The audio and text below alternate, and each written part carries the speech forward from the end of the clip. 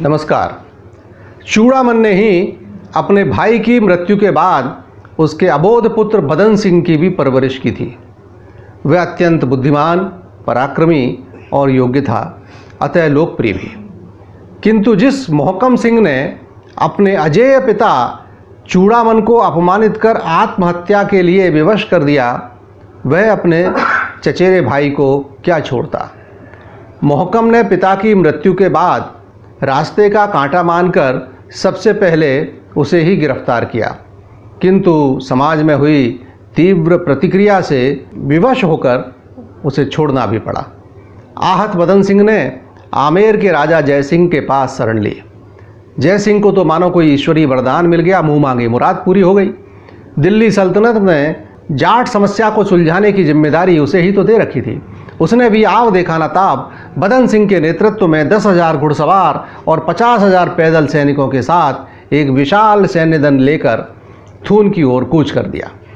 चूड़ामन के जीवित रहते लाख कोशिश करने पर भी जय सिंह थून को जीत नहीं पाया था, लेकिन इस बार स्थिति भिन्न थी। बदन सिंह उस क्षेत्र के चप्पे चप्पे से वाकिफ था। सबसे पहले तो इस सेना ने थून के चारों ओर के घने जंगल का सफाया किया, जो एक रक्षा कवच का काम करता था। उसके बाद थून पर हमला हुआ। प्रसिद्ध इतिहासकार जदुनाथ सरकार ने उस युद्ध का वर्णन कुछ इस प्रकार किया है। 18 नवंबर 1722 को थून का पतन हुआ। मोहकम सिंह ने भागकर अपने पिता के मित्र जोधपुर नरेश अजीत सिंह के पास जाकर शरण ली। चूड़ामन ने जिन सैनिकों को एकत्रित व संगठित किया था, उनमें से युद्ध के बाद जो जिंदा बचे, उन्हें विवश किया गया कि वे अपनी तलवारों को गलाकर हलों के फाल बनवाएं। थून शहर को उजाड़कर जमीन को गधों से जुतवाया गया, क्योंकि लोक मान्यता थी कि इससे वह क्षेत्र अभिशप्त हो जाता है। जय सिंह की इज्जत मुगल दरबार में और बढ़ गई। उसे राज राजेश्वर की उपाधि मिल गई। इसके बाद आजीवन बदन सिंह विनम्रतापूर्वक स्वयं को जय सिंह का अनुचर कहता रहा। उसके बाद 20 वर्ष तक बदन सिंह निरंतर शक्ति संचय करता रहा और थून व सिनसिनी की राख से एक विशाल एवं शक्तिशाली जाट राज्य का संस्थापक बना। बदन सिंह ने अपने प्रभाव को बढ़ाने के लिए हर प्रकार के हथकंडे अपनाए, यहाँ तक कि अनेक विवाह भी किए, तो चुन चुनकर शक्ति संपन्न जाटों से रिश्ता जोड़ने की खातिर।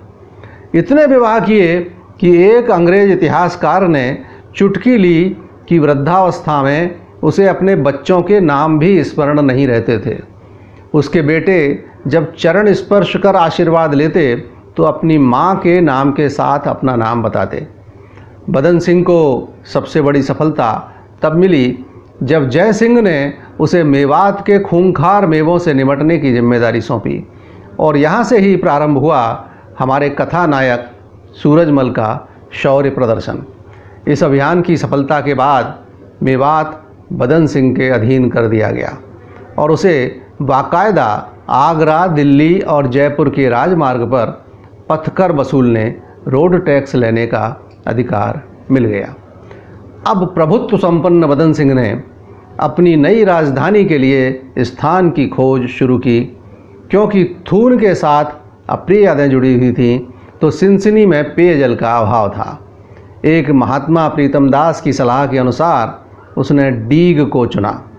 एक बड़ा रोचक प्रसंग इससे जुड़ा हुआ है। नई राजधानी निर्माण हेतु भूमि पूजन व नींव खोदने का शुभारंभ करने हेतु महात्मा जी को ही बुलाया गया। महात्मा प्रीतम दास ने ही शुरुआत की, किंतु जब वे 11 बार फावड़ा चला चुके तो बदन सिंह ने उन्हें रोक दिया और कहा, बाबा जी आप थक गए होंगे, बस भी करो। महात्मा हंसे और बदन सिंह के कंधे पर हाथ रखकर मुस्कुराते हुए बोले, 11 पर रोक दिया, अतः तुम्हारा वंश 11 पीढ़ी तक ही राज्य करेगा। ये भविष्यवाणी आगे चलकर सत्य सिद्ध हुई, ऐसा लोगों का मानना है।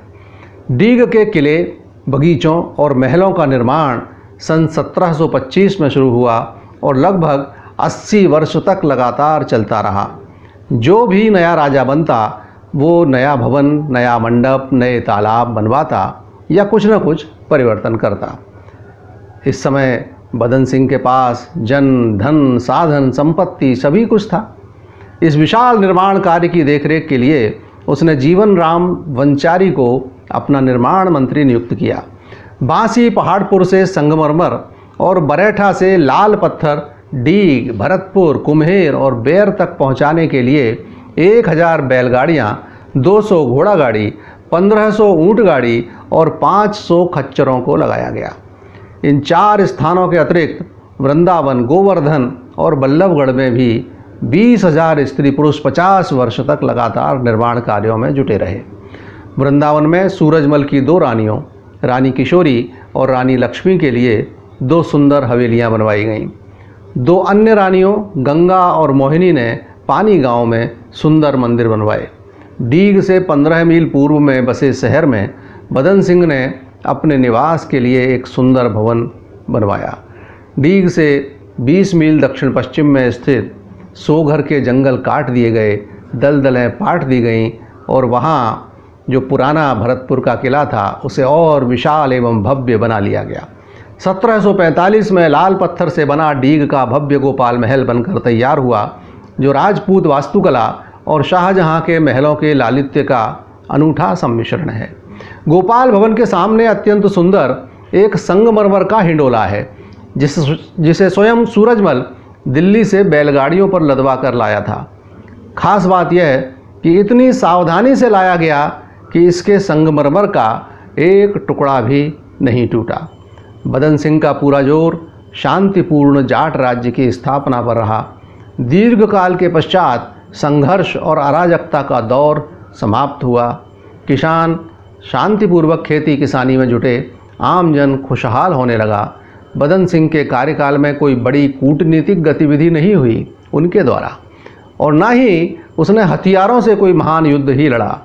उसके कालखंड में जाटों ने जितने भी युद्धों में भाग लिया वह वस्तुतः उनके बेटे सूरजमल या प्रताप सिंह ने ही लड़े। किंतु धैर्यपूर्ण परिश्रम और युक्तियुक्त प्रशासन के लिए बदन सिंह को याद रखा जाता है। बदन सिंह की राजनीति का सबसे महत्वपूर्ण पहलू यह है कि जाटों और आमेर के कछवाहा राजाओं के बीच पुश्तों से चली आ रही अदावत दूर हुई और मैत्रीपूर्ण संबंध बने। वह समझदारी के साथ मुगल दरबार की अस्थिर गुटबाजी में नहीं उलझा। यहाँ तक कि वह अपने जीवन काल में कभी दिल्ली भी नहीं गया, बल्कि उसके स्थान पर वह दिल्ली दरबार के प्रभावशाली व्यक्तित्व आमेर के जय सिंह के गुणगान करता रहा, उनके प्रति सम्मान प्रदर्शित करता रहा। उसने जयपुर में अपने रहने के लिए एक हवेली भी बनवाई। वह हवेली जहाँ है, आज भी उसके आसपास का क्षेत्र उसके नाम पर बदनपुरा कहलाता है। यूँ तो 20 बेटे थे बदन सिंह के, किंतु सबसे ज़्यादा प्रेम व स्नेह वे सूरजमल और प्रताप सिंह से करते थे। वृद्धावस्था में जब आँखों से दिखना लगभग बंद ही हो गया, तब उन्होंने 1738-39 में सूरजमल को ही एक प्रकार से सारा राजकाज सौंप दिया था। प्रताप सिंह को भी वैर का राज दिया था। राज्य के इस बंटवारे के बाद भी अगले कुछ वर्षों तक बदन सिंह डीग में राज्यसभा की अध्यक्षता करता रहा, किंतु 2 नवंबर 1745 को प्रताप सिंह की असामयिक मृत्यु ने उन्हें तोड़ दिया और क्षुब्ध होकर बदन सिंह ने राजकाज से स्वयं को पूरी तरह पृथक कर लिया। 7 जून 1756 को जाट साम्राज्य का यह प्रथम अधिष्ठाता डीग में अपनी अंतिम यात्रा को निकल गया, प्रभु चरणों में विलीन हो गया। अगले अंकों में आप देखेंगे सूरजमल के अपार पराक्रम की अद्भुत गाथाएं। देखते रहिए आपका अपना क्रांति दूत। नमस्कार।